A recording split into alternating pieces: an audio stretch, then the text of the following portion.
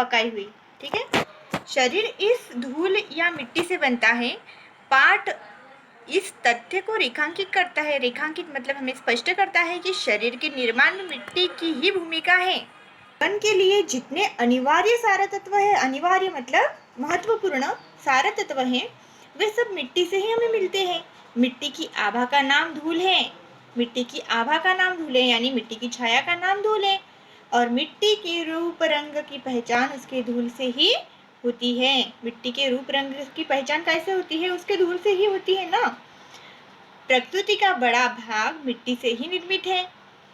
पूरे विश्व में जहाँ देखे वहाँ हमें मिट्टी नजर आती है। यही प्रकृति अपने सौंदर्य से हमें रिझाती है यानी आकर्षित करती है, अपनी ओर खींचती है। मिट्टी और धूल में ही वही संबंध है जो शब्द व रस, देह व प्राण, चांद और चांदनी, फूल और खुशबू में होता है। लेखक धूल से निर्मित गोधूली शब्द के साहित्यिक एवं सांस्कृतिक महत्व मेले में से वापस आती बैलगाड़ियों के पीछे छूट गई धूल सौंदर्य को गोधूली कहते हैं। गोधूली यानी क्या? गाय जब चर के या फिर बाहर जब हम गाय को छोड़ते हैं तो वह जब वापस आती है घर पे तो उसके पैरों से, उसके खुर से जो मिट्टी उड़ती है उसे हम गोधूली कहलाएंगे। गोधूली शब्द में निहित सौंदर्य से ही निखरता है। अभी हम देखने वाले हैं गोधूली तथा धूल के अन्य पक्ष। अन्य पक्ष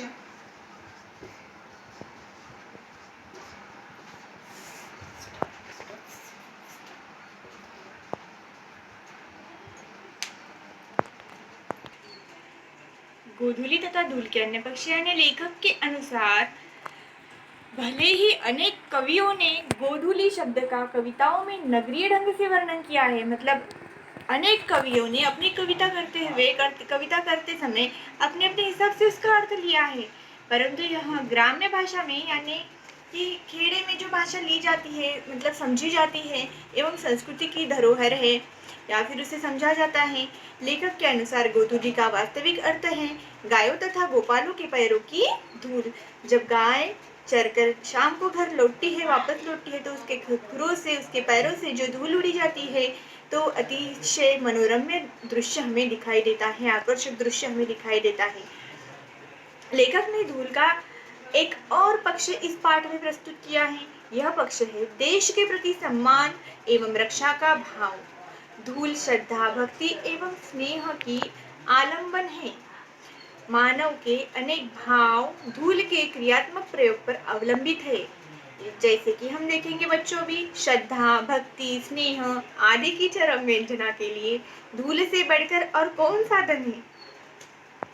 यहाँ तक कि घृणा यानी द्वेष, ईर्ष्या आदि भाव के लिए धूल चाटने, धूल झाड़ने आदि क्रियाएं प्रचलित हैं। मिट्टी और धूल का महत्व देखो। अभी बच्चों देखो, हमने जो ये पाठ देखा है तो इस पाठ में पढ़ते समय धूल के कई अर्थ यहाँ पर प्रतिपादित हुए हैं, मतलब हमें समझाए गए हैं। धूल की व्यंजनाएं अलग अलग रूपों में अलग अलग प्रकार से प्रस्तुत होती है। वर्ण है यानी कि धूल का जो रंग है वह अनेक रूपों से अलग अलग प्रकार से प्रस्तुत होते हैं। धूल का वर्ण मिट्टी की क्या है? पहचान है। धूल का वर्ण मिट्टी की पहचान है। जो है वो मिट्टी का अनिवार्य रंग है, विशेषण नहीं। धूल का जो सामाजिक पक्ष है वह देश के प्रति सम्मान में दिखता है। इंसान इसलिए गौण नहीं हो सकता है कि वह धूल में या मिट्टी में काम करता है, बल्कि वह मिट्टी में काम करता है तो वह अपने लिए सबसे ज़्यादा महत्वपूर्ण है, क्योंकि वही खेती में जब अनाज पैदा करता है तभी तो हमें अनाज मिलता है जो अपने खाने के लिए या अपनी जिंदा रहने के लिए महत्वपूर्ण चीज़ है।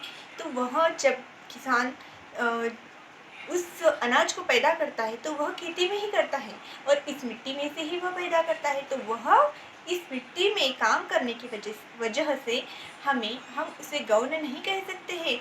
कोई अगर हीरा मिट्टी में भरा हुआ मिले तो वह हीरा मिट्टी में भरने से उसका महत्व भी कम नहीं हो सकता है। या फिर हम उस मिट्टी से भरे हुए हीरे की तुलना किसी कांच से भी नहीं कर सकते हैं, क्योंकि हीरा हीरा है। उसकी चमक भले ही वह मिट्टी की वजह से या फिर धूल की वजह से नहीं दिख रही है, हमें स्पष्ट नजर नहीं आ रही है, फिर भी हीरे का महत्व कभी भी कम नहीं हो सकता है। और कांच जो है नश्वर है।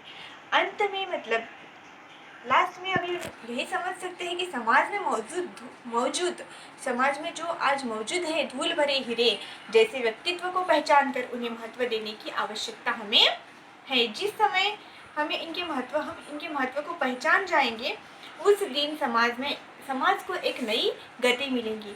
जैसे कि हमें पाठ में बताया गया है कि हमें किसी व्यक्ति को देखकर या फिर किसी धूल भरे चीज को या फिर धूल भरे व्यक्ति को, धूल भरे फूल को, धूल भरे अखाड़े के व्यक्ति को यह देखकर हम यह अंदाजा नहीं लगा सकते हैं कि वह उनका महत्व समाज में कौन है या फिर कम है, बल्कि उनके गुणों से पहचान होनी चाहिए। तभी समाज में एक गतिशीलता प्राप्त होगी और समाज को नई एक दिशा हमें मिलेगी। Thank you.